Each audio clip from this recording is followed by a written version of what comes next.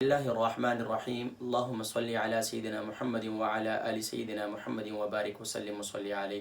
ہمارے ساتھ ابھی جہان زیب بھائی یہاں تشریف فرما تھے، بلکہ ابھی تشریف فرما ہے۔ انہوں نے مجھے کہا کہ قاری صاحب بہت تنگ دستی کا شکار ہوں، یہاں تک کہ کماتا ہوں اور جو ہے وہ خرچ ہو جاتا ہے اور بہت پریشان ہو جاتا ہوں، مقروض بھی ہوں۔ کوئی ایسا عمل بتلائیں جس کی بدولت اللہ مجھے قرض سے خلاصی بھی نصیب فرمائے اور اس کے ساتھ ساتھ میری آمدن میں برکت بھی ہو جائے۔ ماشاءاللہ میری اچھی تنخواہ ہے، کماتا ہوں، لیکن اس کے باوجود جو ہے بچت نہیں ہوتی ہے۔ جب تنخواہ مہینے کا شروع ہوتا ہے تو میں سوچتا ہوں اس تنخواہ پر میں کچھ بچاؤں گا بھی اور گھر کا نظام بھی چلاؤں گا، لیکن اس کے باوجود بھی جو ہے بچتا کچھ نہیں ہے۔ تو اس کے لیے مجھے کچھ عمل بتلائیں۔ دیکھیں جی، سب سے پہلے کوئی بھی عمل کرنے سے پہلے میں ہمیشہ سے کہا کرتا ہوں کہ 40 دن نماز کی پابندی کریں، میں اس کے بعد باقی معاملات کہتا ہوں۔ اگر کوئی شخص وظائف سے ہی دیکھیں وظائف کی برکت سے اللہ کریم ضرور عافیت والا اور آسانی والا معاملہ اور برکت والا معاملہ فرماتے ہیں، لیکن سب سے پہلے 5 وقتہ نماز کی پابندی۔ تو یاد رکھیے 5 وقتہ نماز کی پابندی کیجیے، ایک کام کریں۔ دوسرا یہ کام کریں کہ دن میں باوضو رہیں۔ جو شخص باوضو رہتا ہے اللہ کریم اس کے رزق میں برکت نصیب فرماتے ہیں اور اس کی صحت میں برکت نصیب فرماتے ہیں، اور باوضو رہنے والا شخص کبھی نماز میں تاخیر نہیں ہوتی اور نماز کی ہمیشہ پابندی ہو جاتا ہے ماشاءاللہ۔ ایک کام یہ کرنا ہے جی، رزق میں تنگی اور کاروبار میں برکت اور خاص طور پر آمدن زیادہ ہے، برکت نہیں ہے، تو انشاءاللہ یہ عمل کریں۔ اور اگر جاب نہیں مل رہی ہے، کسی کو کاروبار نہیں چل رہا، دکان نہیں چل رہی، آفس میں اس کے کلائنٹ سے ڈیلنگ نہیں ہو رہی، ایک ڈیلنگ ہوتی ہے تھوڑی ہوتی پھر رہ جاتی ہے اور پھر مشکلات کا شکار ہو جاتے ہیں۔ تو یہاں تک کہ مجھے ایک عرصہ پہلے مجھے یاد آئی بات کی، ایک ساتھی آیا مجھے کہنے لگے قاری صاحب اب تو یہ صورتحال ہوگی، اتنے معاملات خراب ہو چکے ہیں کہ مجھے بس اوقات یہ خیال بھی دن میں جنم لیتا ہے کہ میں نماز بھی نہ پڑھوں، لا حول ولا قوت الا باللہ۔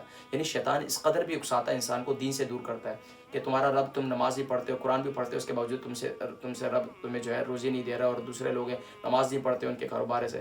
یاد رکھیے دنیا کا مل جانا اس بات کی علامت نہیں ہوتی ہے، لیکن ظاہری بات ہے دنیا یہ ہماری ضرورت ہے، اس کا نظام ہم نے چلانا ہے، تو اس کے لیے یہ دنیا ہماری زندگی کا حصہ ہے۔ تو بہرحال اللہ کے نبی صلی اللہ علیہ وسلم نے دعا بھی تعلیم فرمائی کہ ربنا آتنا فی الدنیا حسنہ وفی الآخرۃ حسنہ وقنا عذاب النار، یعنی یا رب العالمین تو ہمیں اچھی دنیا عطا فرما اور ہماری آخرت کو بھی بہتر فرما۔ یعنی سب سے پہلے اچھی دنیا کا مل جانا یہ بڑی دولت ہے۔ حاضرین کرام، ایک عمل بتلا رہا ہوں، عمل یہ ہے کہ صبح کے وقت میں خاص طور پر فجر کی نماز کے بعد طلوع آفتاب سے پہلے 100 مرتبہ تسبیح ملائکہ۔ بخاری شریف کی آخری حدیث مبارکہ ہے سبحان اللہ وبحمدہ سبحان اللہ العظیم۔ حدیث مبارکہ ہے کلمتان حبیبتان الی الرحمن ثقیلتان فی المیزان خفیفتان علی اللسان۔ اس کے کلمات میں شاید کچھ آگے پیچھے ہوئے ہوں، لیکن حدیث مبارکہ کچھ اس طرح ہے کہ جس میں اللہ کے نبی صلی اللہ علیہ وسلم نے ارشاد فرمایا کہ یہ تسبیح ملائکہ ہے، اس کو جو شخص صبح کے وقت میں پڑھ لیتا ہے اللہ تبارک و تعالیٰ ایک پڑھنے والے کی برکت سے پوری کائنات کو رزق عطا فرماتے ہیں، چاہے جائے کہ وہ شخص خود محروم رہے۔ تو یہ ایک زندگی کا حصہ بنا لیجئے کہ صبح کے وقت میں سبحان اللہ وبحمدہ سبحان اللہ العظیم۔ اس کے ساتھ ایک اور حدیث مبارکہ میں یہ بھی ہے سبحان اللہ وبحمدہ سبحان اللہ العظیم وبحمدہ استغفر اللہ کے کلمات بھی موجود ہیں۔ لیکن اگر آپ سبحان اللہ وبحمدہ سبحان اللہ العظیم بھی پڑھ لیتے ہیں تو پھر بھی ٹھیک ہے، لیکن اگر سبحان اللہ وبحمدہ سبحان اللہ العظیم وبحمدہ استغفر اللہ اس کو بھی شامل کر لیتے ہیں تو سبحان اللہ۔ بہرحال اب یہ آپ نے ایک عمل یہ کرنا ہے۔ دوسرا، آپ نے جو ہے مغرب کی نماز کے بعد سورۃ الواقعہ نہیں چھوڑنی۔ گھر میں اپنے بچوں کو، اپنی گھر والی کو، سب کو یہ لازم کر لیں کہ آپ نے سورۃ الواقعہ کبھی بھی نہیں چھوڑنی۔ ایک کام یہ کرنا ہے اور یہ زندگی کا حصہ بنا لیں۔ مجھے یاد ہے اچھی طریقے سے ہمارے اساتذہ فرمایا کرتے تھے کہ اگر تم بھائی، ہم اس زمانے میں بچپن میں تھے، اسٹوڈنٹ لائف میں ہمارے پاس پیسے نہیں ہوا کرتے تھے، فرمایا کرتے تھے کہ بھائی اگر تم چاہتے ہو کہ تمہاری جیب خالی نہ ہو تو سورہ واقعہ پڑھ لیا کرو۔ واللہ اللہ کی کرم نوازی ہے کہ سورہ واقعہ کو چھوڑا نہیں اور الحمدللہ اللہ پاک نے برکت عطا فرمائی۔ تیسرا کام یہ کرنا ہے کہ جب بھی آپ گھر میں داخل ہو، آفس میں داخل ہو، اپنے جاب جہاں کرتے ہیں وہاں داخل ہو، تو آپ نے یہ عمل کرنا ہے کہ ایک مرتبہ پیارے کریم آقا علیہ السلام کی بارگاہ میں درود و سلام، یعنی کہ صلی اللہ علیہ وسلم یا جو بھی آپ کو درود و سلام آسان لگے وہ پڑھ لیجئے۔ اور اسی طریقے سے پھر آپ گھر میں داخل ہوں تو گھر والوں پر سلام پیش کریں۔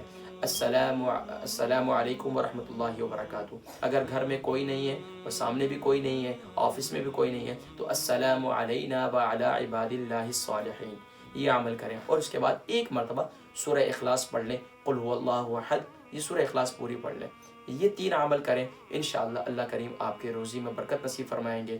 جاب نہیں ہے تو جاب بھی مل جائے گی، اور اگر کاروبار نہیں چل رہا تو کاروبار بھی چل پڑے گا۔ اور اس کے ساتھ ساتھ تیسرا عمل، اور اس کے ساتھ ساتھ ایک عمل اور کریں کہ اپنی زندگی کا حصہ بنا لیں کہ صدقہ ضرور نکالیں، چاہے 1 پاؤنڈ ہو، چاہے 1 پینی ہو، چاہے 1 روپیہ ہو، چاہے جتنے بھی آپ جو بھی کرنسی میں ہیں، جتنی آپ کے حسب توفیق ہے، لیکن آپ صدقہ ضرور نکالیں۔ اللہ تبارک و تعالی سب کی روزی میں، روزگار میں برکت نصیب فرمائے اور سب کے لیے آسانیاں پیدا فرمائے۔ لیکن آپ جہاں کام کرتے ہیں، جن کے ساتھ کام کرتے ہیں، ان کے لیے بھی دعائیں ضرور کریں۔ اللہ کریم نے جس کے ساتھ جس کا رزق جوڑا ہے، اللہ سب کے لیے آسانیاں اور سب کی روزی روزگار میں برکت نصیب فرمائے۔ بالخصوص بھائی جان زید صاحب کے لیے اللہ کریم ان کی روزی روزگار میں برکت نصیب فرمائے۔ اجازت دیجیے گا اپنے میزبان حکیم محمد فرحان صدیقی کو برطانیہ UK سے السلام علیکم ورحمۃ اللہ وبرکاتہ و مغفرت۔